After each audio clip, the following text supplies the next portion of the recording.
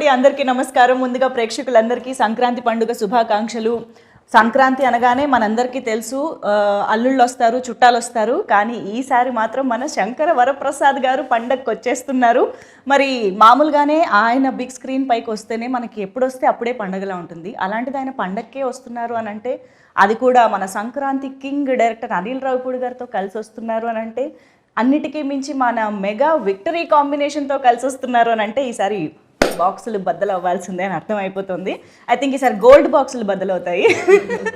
So yes, మరి మన శంకర వరప్రసాద్ గారు పండగకు వస్తున్నారు గురించి మాట్లాడడానికి మా సంక్రాంతి కింగ్ డైరెక్టర్ అనిల్ రావిపూడి గారితో పాటు మా ఇద్దరు వండర్ఫుల్ ప్రొడ్యూసర్స్ కూడా ఈరోజు ఇక్కడికి రావడం చాలా చాలా సంతోషంగా ఉంది. First of all hearty congratulations. Already cinema కోసం మేము అందరం ఎంత ఈగర్గా వెయిట్ చేస్తున్నామో మీకు తెలుసు కాబట్టి.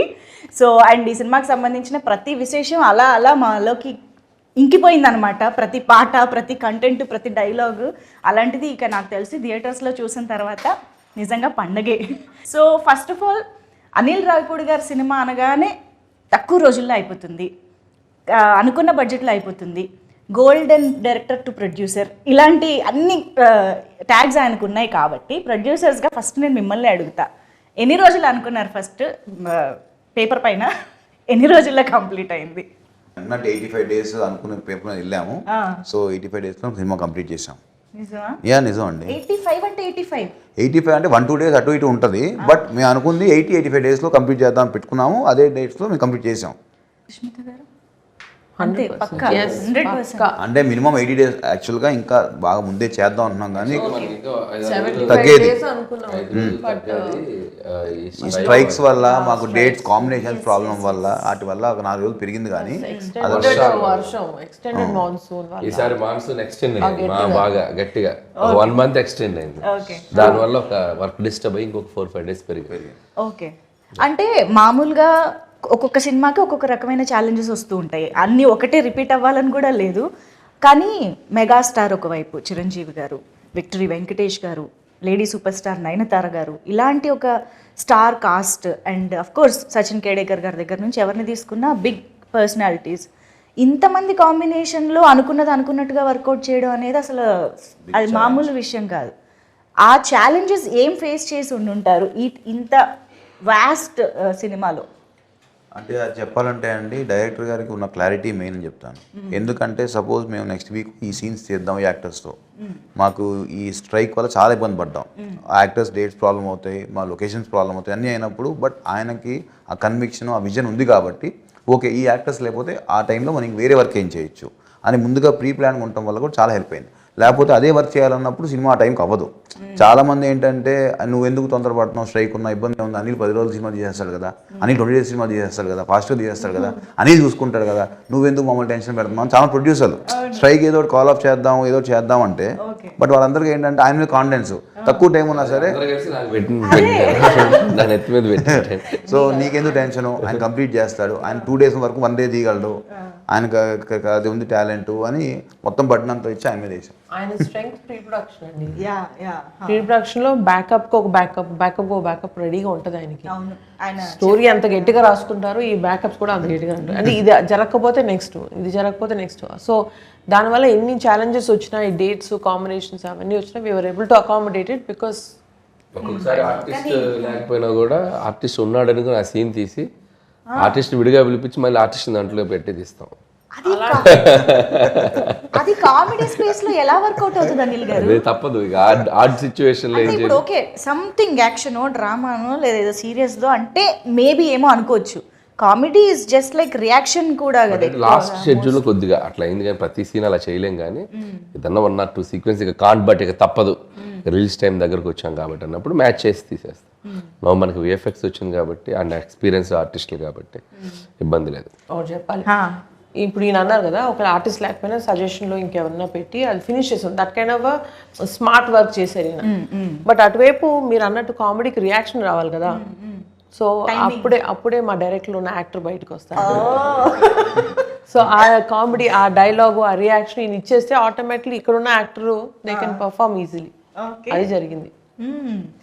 అందుకనే ఇద్దరు ప్రొడ్యూసర్స్ల నమ్మకం, స్టార్స్ నమ్మకం మొత్తం మీ మీద. యా కానీ అనిల్ రావిపూడి గారు అసలు నిజంగా హ్యాట్స్ ఆఫ్ అండి. అంత ఈజీ కాదు. మేము నవ్వుకుంటూ అలా మాట్లాడుతున్నాం కానీ I'm sure this is so challenging. Especially ఒక ఎంటర్టైన్మెంట్ జానరా అనేది బ్రెయిన్ ఎప్పుడు పనిచేస్తూ ఎప్పటికప్పుడు ఆ టైమింగ్ని మీరు జడ్జ్ చేయగలుగుతూ అలా ఉండాలి కదా. Handling all these challenges is very very tough. And especially మీకు డైరెక్టర్గా స్వీట్ సర్ప్రైజెస్ వస్తూ ఉంటాయి అప్పుడప్పుడు ఎక్స్పెక్ట్ చేయనివి. How do you be prepared for that? అంటే ఏదొచ్చినా మనం ఇక పని ఆగకూడదనే మైండ్ సెట్లోనే వెళ్తాం కాబట్టి ఎలాంటి సిచ్యువేషన్ వచ్చినా దానికి ప్లాన్ బి చేసుకొని వెళ్ళిపోవటమే. సో ఇంకా నాకేంటంటే నా మెంటాలిటీ, నా నేచర్ వైజ్ నేను డిస్టర్బెన్స్ ఎక్కువ క్రియేట్ చేసే పర్సన్ కాదు. సో ఉన్న డిస్టర్బెన్స్ని క్లియర్ చేసే టైప్ కాబట్టి that could be easy for me. అంటే మేము విన్నాము ఇంతకు ముందు కూడా, మీరు అన్నారు ప్లాన్ ఏ కాదు, ప్లాన్ బి కాదు, ప్లాన్ సి కూడా పెట్టుకుంటూ ఉంటారు అనిల్ రావిపూడి గారు అన్నట్టు. అది ప్లాన్ సి వరకు ఎలా ఉంటుందంటే సీన్స్లోనా లేకపోతే దాని ఎగ్జిక్యూషన్లోనా? ఈ ప్లాన్లు ఎలా వేసుకుంటారు ప్రీ ప్రొడక్షన్లో? అంటే ప్రీ ప్రొడక్షన్లో ఎగ్జిక్యూషన్కి ఏం కావాలో అది చేస్తాం. ప్లాన్ ఏ ప్లాన్ బి అంటే ఏదైనా కో డైరెక్టర్ వేసిన స్కెడ్యూలింగ్ ఏదైనా ప్రాబ్లమ్స్ ఉంటే తప్ప స్క్రిప్ట్ ఆన్ పేపర్ మీద ఏది ఉందో ఎగ్జిక్యూషన్ అదే వెళ్తుంది. దానికి ప్లాన్లు ఏం మారో. ఎలా రాసుకున్నామో సీన్ని దాన్ని ఇంకా నెక్స్ట్ లెవెల్కి ఎలా తీసుకెళ్ళాలి, ఆర్టిస్టులు అందరితోటి ఒక అట్మాస్ఫియర్, పాజిటివ్ అట్మాస్ఫియర్ క్రియేట్ చేసి అవుట్పుట్ ఎలా బాగా తెచ్చుకోవాలి, ఇక ఇవన్నీ నాకు వెళ్ళే ప్రాసెస్లో చేసుకుంటూ వెళ్ళిపోవటమే. ప్లాన్లన్నీ స్క్రిప్ట్లో కాదు, ఎగ్జిక్యూషన్లో డిఫరెంట్గా. ఎస్, మీకు ఇద్దరికి అంటే మీరు ఆల్రెడీ అనిల్ గారితో వర్క్ చేశారు కాబట్టి ఆయన స్టైలు, ఆయన మేనేజ్ చేసే విషయాలు అన్నీ తెలుసు. కానీ సుష్మిత మ్యామ్, మీరు ఫస్ట్ టైం ఇంత క్లోజ్గా వర్క్ చేయడం అంత ఆన్ సెట్స్ జరిగింది కాబట్టి what surprised you the most from Anil garu? He's of course a very creative director అని తెలుసు ముందే. ఆయన స్క్రిప్ట్స్లో ఎంత సరదా ఉంటుందని తెలుసు, ఆయన స్టోరీస్లో ఎంత ఎంటర్టైన్మెంట్ ఉందని తెలుసు. But he's very creative in this అండి, execution. So that is the real success of a director. ఇప్పుడు సాహు గారు అన్నట్టు అనుకున్న టైంలో, అనుకున్న ప్లాన్లో, ఉన్న మన సర్కమ్స్టాన్సెస్లో, ఇప్పుడు వర్షాలు, యాక్టర్ డేట్లు, ఇవన్నింటిలో కూడా ఆయన అనుకున్న స్క్రిప్ట్ తీయగలిగారు కదా. That is the where he used his creativity as best as possible. ఆయన ఇప్పుడు చెప్తున్నట్టు దేనికి నో చెప్పరు, దేనికి ఇది కుదరదు అంటారు, ఏమీ లేదు. So that was a very sweet surprise for me. Usually I was expecting పెద్ద డైరెక్టర్ కదా ఉంటాయి కొన్ని ఇవి అవి అని, but nothing. He's a great planner and superb executor. Triple hattrick కొట్టబోతున్నారు, అయినా కూడా మీలో ఏ మార్పు లేదని అర్థమైంది అనిల్ గారు. సూపర్. అండ్ సాహు గారు, మీకు నాకు తెలిసి బియాండ్ డైరెక్టర్ అండ్ ప్రొడ్యూసర్ మీ ఇద్దరికి ఒక బాండ్ ఏర్పడిపోయి ఉంటుందని మా నమ్మకం. How do explain that? డెఫినెట్గా అండి, నాకు ఈ సినిమా పరంగా కానీ వేరే పర్సనల్ విషయాలు చాలా షేర్ చేసుకుంటూ ఉంటాం, ఇండస్ట్రీ విషయాలు మాట్లాడుకుంటూ ఉంటాం, ఒపీనియన్స్ కానీ ఏదైనా. సో దాన్ని ఏమంటాం, మూవీ విషయానికి వస్తే విషయాలంటే అత్తగారు మామగారిని అలాంటివి లేవు కదా. అవన్నీ సినిమాలు చూపించేస్తున్నారు ఇంకా. ఓకే.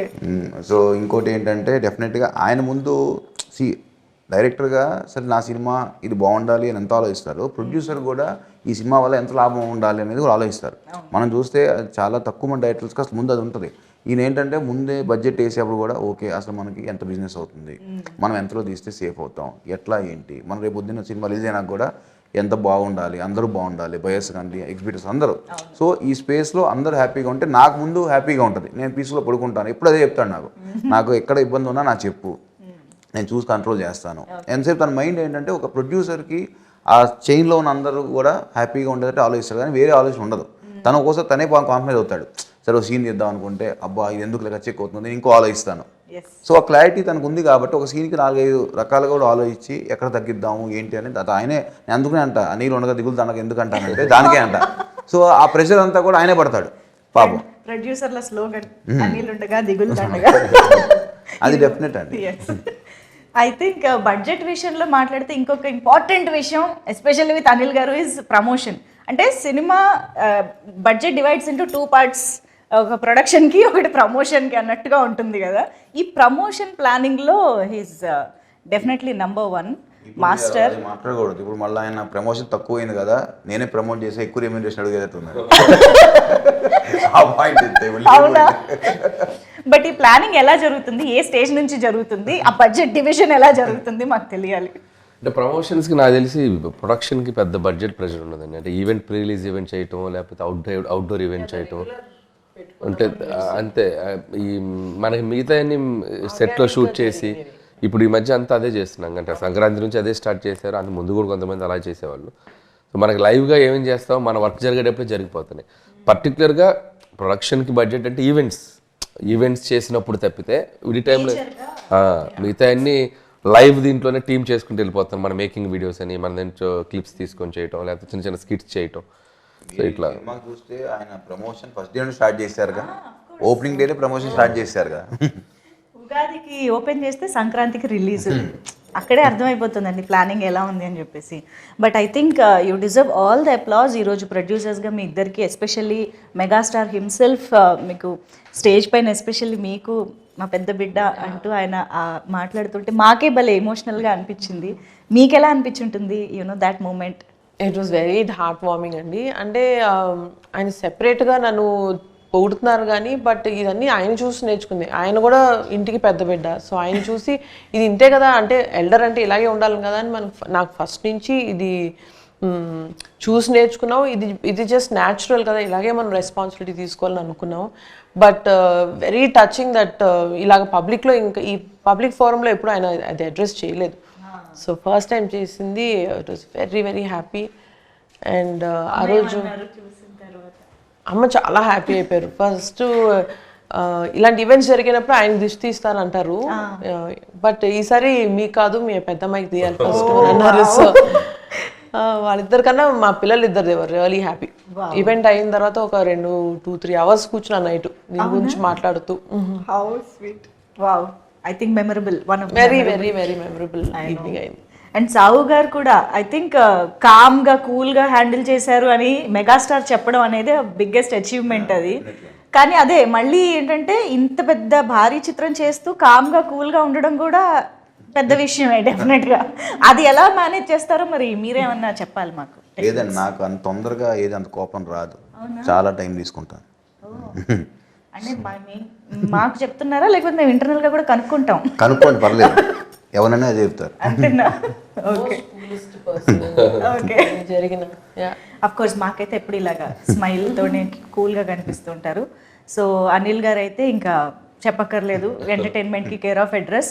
కానీ మెగాస్టార్తో అనిల్ రావిపూడి గారు కలుస్తున్నారు అన్న మూమెంట్, ఇది టాక్ వచ్చినప్పటి నుంచి కూడా మాలో ఎక్సైట్మెంట్ పెరుగుతూనే వచ్చింది. ఎందుకంటే వి ఆల్ లవ్ చిరంజీవి గారు ఇన్ ఎంటర్టైన్మెంట్ స్పేస్. అంటే ఆయనలోని మాస్, యాక్షన్, డ్రామా ఎన్ని చూసినా we always crave for that comedy space. కాబట్టి అది కూడా మీ టైమింగ్. సో మీరు అసలు రాసేటప్పుడు కానీ కథ అనుకున్నప్పుడు కానీ you definitely want to make it most of it కదా. ఎలా ఏమనుకున్నారు అసలు? What was running through your mind? అంటే అదే మీరు అన్నట్టు ఫ్యామిలీ ఎంటర్టైనర్, ఫ్యామిలీ స్పేస్లో ఆయన ఈ మధ్యకాలంలో చేయలేదు. ముందు దాంట్లో ఒక కథ రాయాలి. అండ్ చిరంజీవి గారు కామెడీ ఫుల్ ఫ్లెడ్జ్డ్ ఎంటర్టైనర్స్లో చేస్తే ఎలా ఉంటుందో ఆల్రెడీ ప్రూవ్డ్ బ్లాక్ బస్టర్స్ అండి, చాలా పెద్ద పెద్ద హిట్లు అయ్యాయి. బట్ ఆయన కంబ్యాక్ తర్వాత అంత ఫుల్ సినిమా ఆయన చేయలే. సో నాకు అవకాశం వస్తే బాగుండే, నేను ఎప్పటి నుంచి ఎదురు చూస్తున్నాను. సో ఆయన కథ చెప్పగానే ఫస్ట్ దాంట్లో ఉన్న సోల్ యాక్సెప్ట్ చేశారు ఆయన. సో కథ బాగుంది, బేస్ బాగుంది, ఎమోషన్ బాగుంది, ఇక నీ ఇష్టం, దీంట్లో నువ్వు ఎంత గేమ్ ఆడితే అంత రేంజ్ అవుద్ది, ఇక చేసుకోపోని వదిలేశారు నన్ను. ఇక వదిలేసాక ఖచ్చితంగా ఒక 1.5 monthకి ఫుల్ నరేషన్ ఇచ్చాను ఆయనకి. ఫస్ట్ హాఫ్ ఒకసారి, సెకండ్ హాఫ్ ఒకసారి. అసలు ఆయన ఫుల్ హ్యాపీ అయ్యారు. అక్కడి నుంచి 8 నెలలు ఏం జరిగిందో, ఎలా గడిచిపోయిందో అసలు అదొక రైడ్, పిక్నిక్ లాగా ఆయనతో ఒక ఎన్నో వండర్ఫుల్ ఎక్స్పీరియన్సెస్, మెమరీస్, ఆయనతో కూర్చొని ముచ్చట్లు. ఎక్కువ రోజులు చేసుకుని ఉండొచ్చు కదా, ఎక్కువ రోజులు సార్తో ట్రావెల్ చేయడానికి. నాకు ఎక్కువ రోజులు చేయాలని కాదు, నాకు ఎంత తొందరగా సినిమా తెచ్చి ఆడియన్స్ ముందు చూపించాలని ఎగ్జైట్మెంట్ ఉంది. So I don't want waste the time అన్నట్టు అనిపించింది.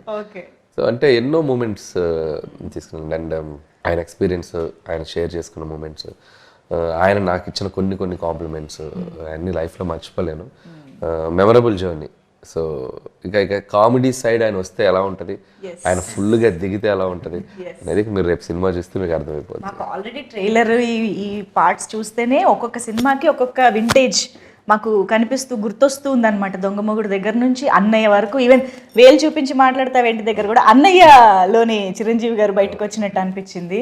సో అలా we could relate to each and every dialogue and expression, reactions. I'm sure entertainment అంటేనే ఇంప్రొవైజేషన్లు బోల్డ్ జరుగుతూ ఉంటాయి. ఇంకా అందులోనూ చిరంజీవి గారు లాంటి స్టార్ ఎంటర్టైనర్ ఉన్నారు అని అంటే డెఫినెట్గా ఎనీథింగ్ దట్ సర్ప్రైజ్డ్ యూ, అబ్బా ఇది అసలు ఎక్స్పెక్ట్ చేయలేదే అని అనుకున్నది సార్? చాలా ఉన్నాయి అట్లాంటివి. అంటే ఆయన చెప్పేటప్పుడు కామ్గా ఒకటి నేను అనుకున్నది చెప్పేస్తాను.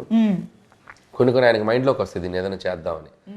ఒక్కోసారి చెప్తారు, ఒక్కోసారి చెప్పకుండా చేసేస్తారు. ఆ చెప్పకుండా చేసి చాలా బాగుంటాయి. మనం ప్రిపేర్ అయి ఉన్నాం కదా, ఉంది అది చెప్పలేను. డైలాగ్ కాకపోయినా అదే రివీల్ చేయకూడదు. వెంకీ గారి కాంబినేషన్ లో ఒకటి చేసాం, ఆ ఫోటో దిగడానికి వస్తారు. చాలా క్యూట్ గా చేశారు ఆయన. అసలు అది నేను చెప్పలే, ఆయన దూరంగా ఉండి చూసేది అనుకున్నాం. బట్ వాళ్ళ దగ్గరకు వచ్చేసి ఆయన చిన్న ఇంప్రూవైజ్ చేశారు. అది చాలా బాగుంది. జనరల్గా ఆయన ఇమేజ్కి ఆ క్యారెక్టర్లో ఉన్నారు కాబట్టి, ఆ శంకర్ వరప్రసాద్లో బిహేవ్ చేశారు కాబట్టి చేయగలిగారు. దట్ ఈస్ ఆర్టిస్ట్గా ఆయన ఎంత క్యారెక్టర్ని ఓన్ చేసుకున్నారు అనే దానికి ఒక ఎగ్జాంపుల్. అలాంటివి చాలా చేశారు.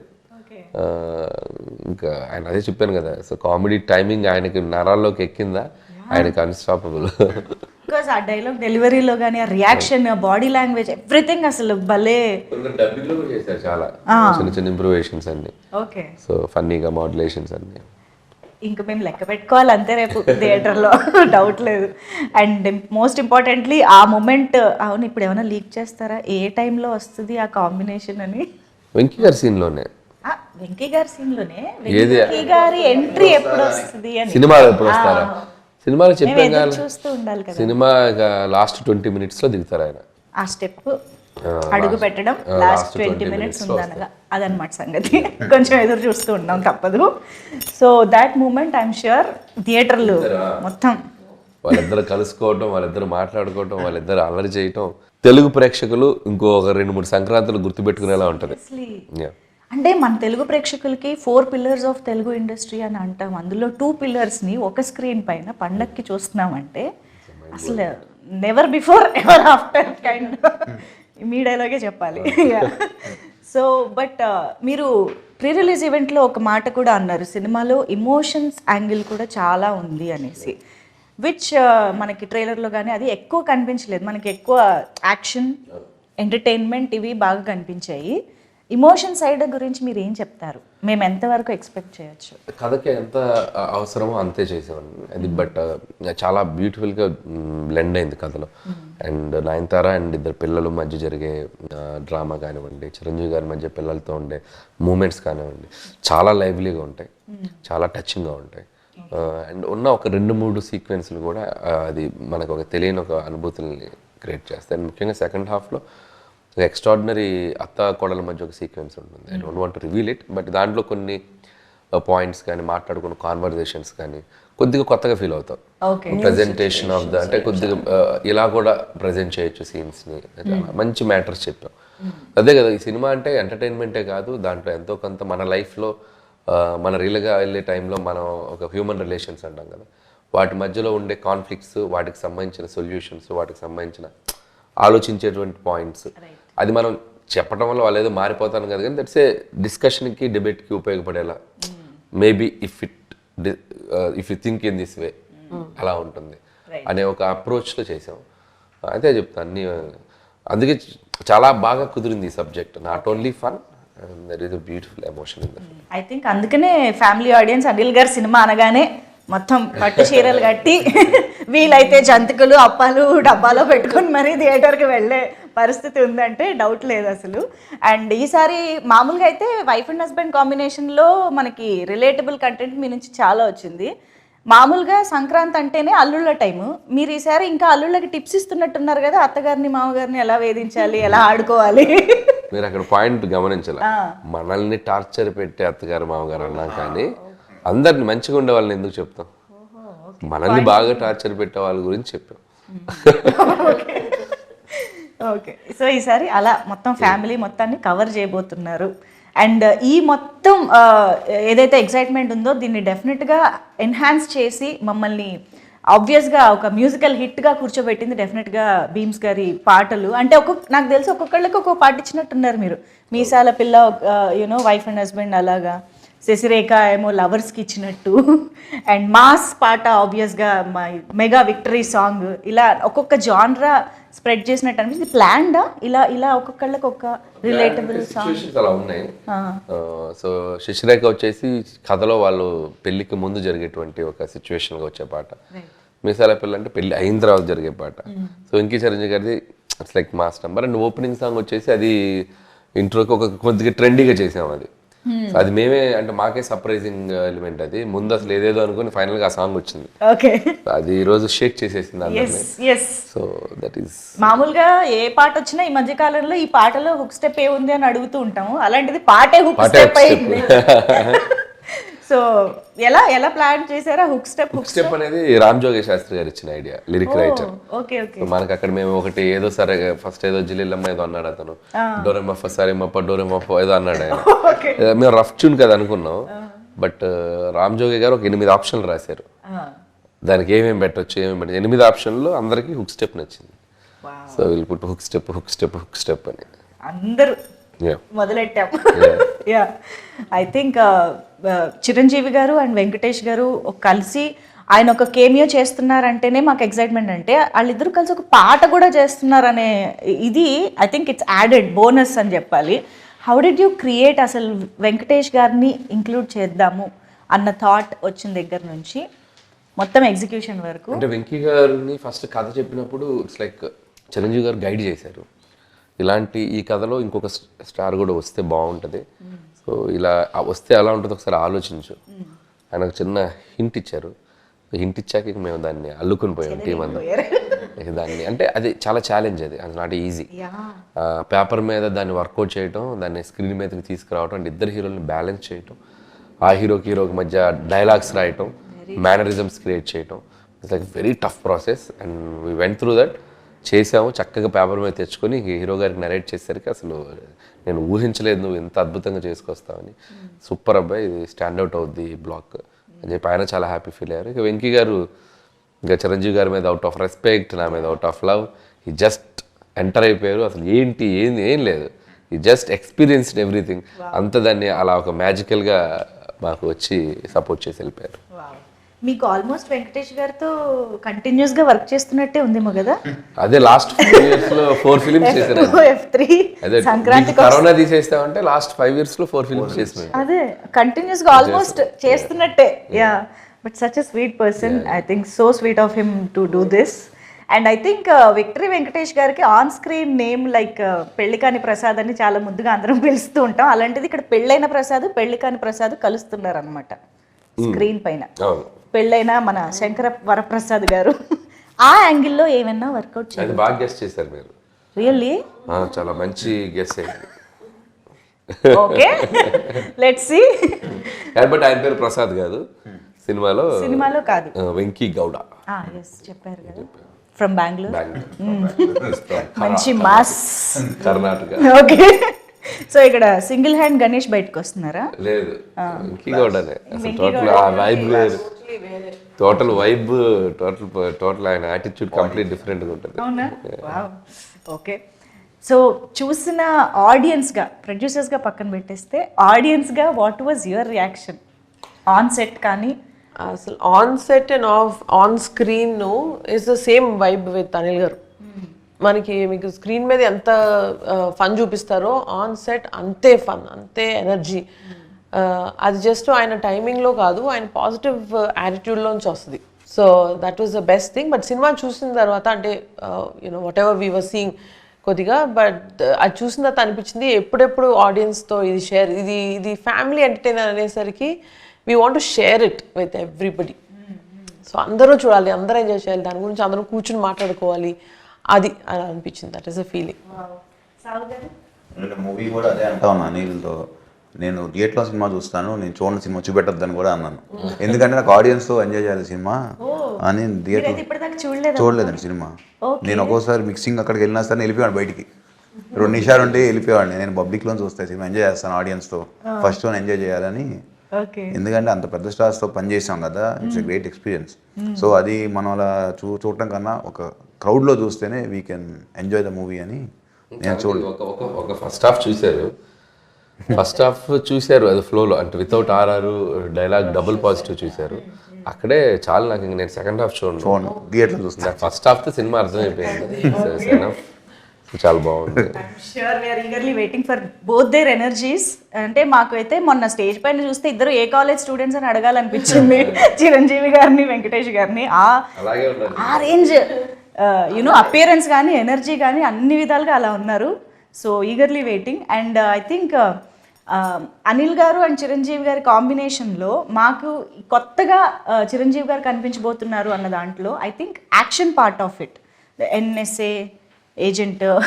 సో ఆ పార్ట్ అసలు ఎలా ఉండబోతుంది? బికాజ్ చాలామంది స్వాగ్ గురించి మాట్లాడుతున్నారు ఎస్పెషల్గా చిరంజీవి గారి అపియరెన్స్లో. So what you? నాకు ఫస్ట్ నుంచి ఆయన్ని సినిమా మొత్తం ఇలా క్లాస్ లుక్లో చూడాలని కోరిక. మీరు చూస్తే ఖైదీ నెంబర్ 150 కానీ, సైరా అంటే హిస్టారికల్ ఫిల్ము, గాడ్ ఫాదర్లో కొద్దిగా సాల్ట్ అండ్ పెప్పర్ పెద్దరికంగా ఉంటారు, వాళ్ళ తెలుగులో కంప్లీట్ మాస్. మీరు ఏ సినిమా చూసినా కంప్లీట్ మాస్లో కనిపించారు. అసలు ఎంత బాగున్నారు హ్యాండ్సమ్గా.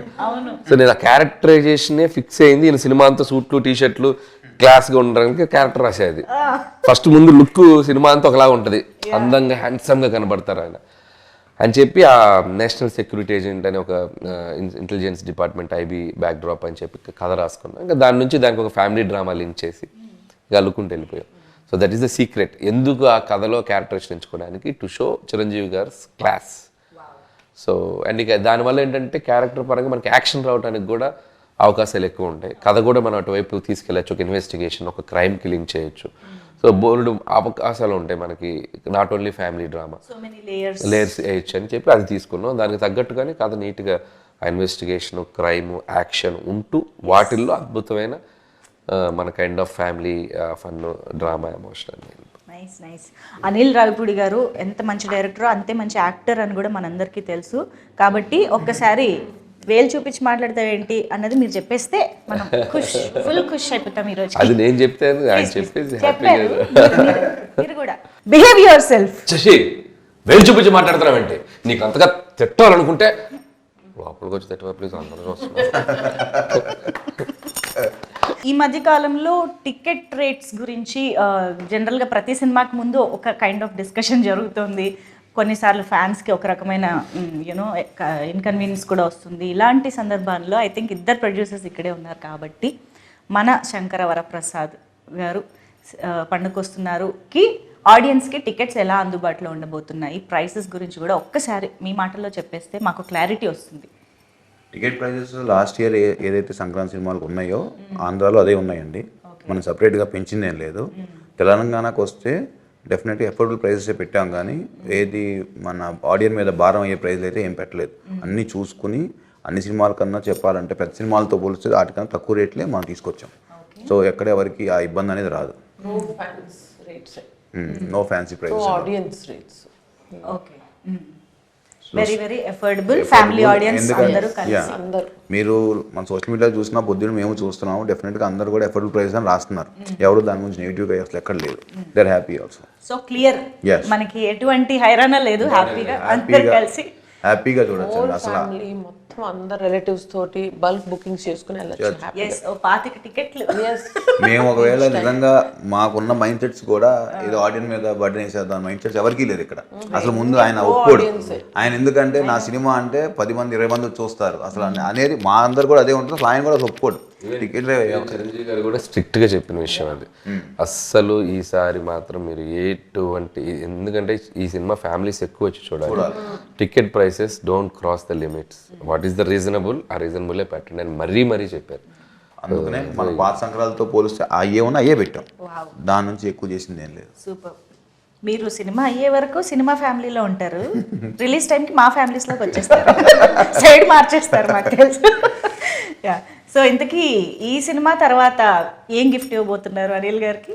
ఈసారి ట్రెండ్ మార్చాడండి మావాడు. ఓహో, ఇప్పుడు ఈ సినిమా పెద్ద బ్లాక్ బస్టర్ అవుతుంది ఎలానో, ఆయనే నాకు కార్ కొనిస్తాను. ఇదేదో బాగుంది.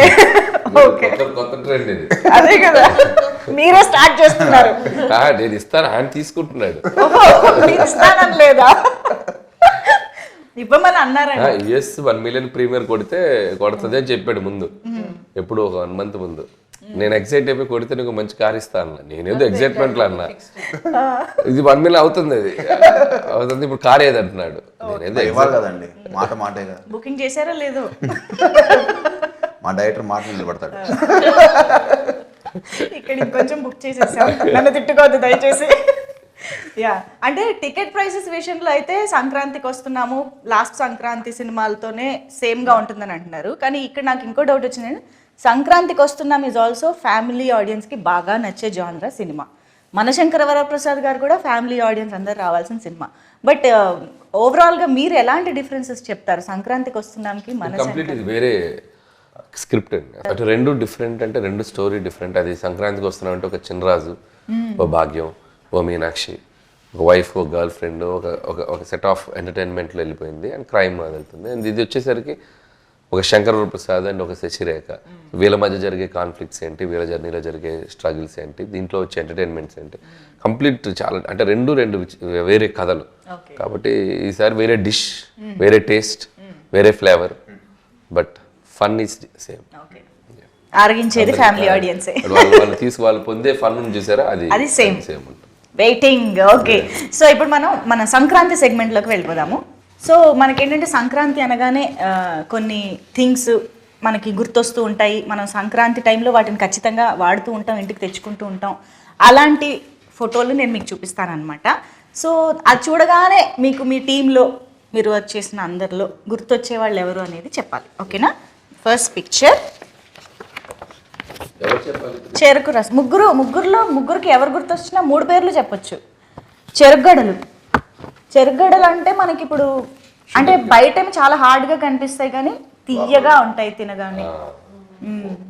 సో అలాంటి క్యారెక్టరైజేషన్ ఎవరు గుర్తొస్తున్నారు చెరుగడలు చూడగానే? నయనతార. చూడడానికి స్ట్రిక్ట్ గా ఉంటది, బట్ ఆవిడ చాలా స్వీట్. పర్ఫెక్ట్, నిజంగా వెరీ నైస్. కానీ మీరు సార్ హ్యాట్స్ ఆఫ్ నయనతార గారు, ఆవిడే వచ్చి ప్రమోషన్ ఎప్పుడు అనిగేలా చేశారు చూసారు.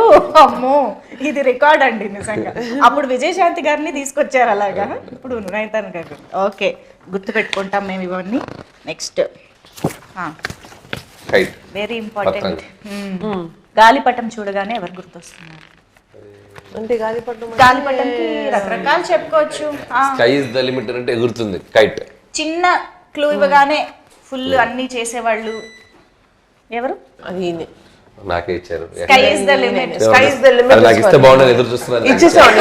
నేను అలా ఎదురు చూస్తున్నాను. అందుకే ఎవరి పేరు చెప్పకుండా సైలెంట్ గా ఇచ్చేద్దామా? ప్రెజెంటింగ్ ఇద్దరు కలిసి ప్రెజెంట్ చేయండి. అది award. yes, this is for Anil Ravipudi గారు. కంగ్రాచులేషన్స్. సో ఈ దారం ఏదైతే ఉందో అది వీళ్ళు కింద పట్టుకుని ఆడించేది మన మెగాస్టార్. సో నెక్స్ట్ ఇది భోగి కుండ పొంగల్ పొంగి మనం ఖచ్చితంగా ప్రొడ్యూసర్లకే ఇవ్వాలి. ఎందుకంటే వాళ్ళ భోగి పండుగ రోజు అలా ఉడికి పొంగు వచ్చినట్టు డబ్బులు వీళ్ళకి ఇలా పొంగుతూ బయటకు రావాలని భోగి కొండ. Congratulations producers. ఓకే, ఇప్పుడు నెక్స్ట్ వాట్ ఈస్ దిస్? పందెం కోడి.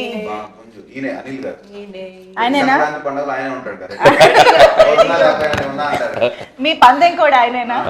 కాదు, అసలు పందెం కోడి కూడా కాదేమో ఇంకా. అది చూడగానే అది కూడా నాకు వస్తే బాగుండు అనుకున్నాను. వాళ్ళు నాకు ఇచ్చేద్దాం.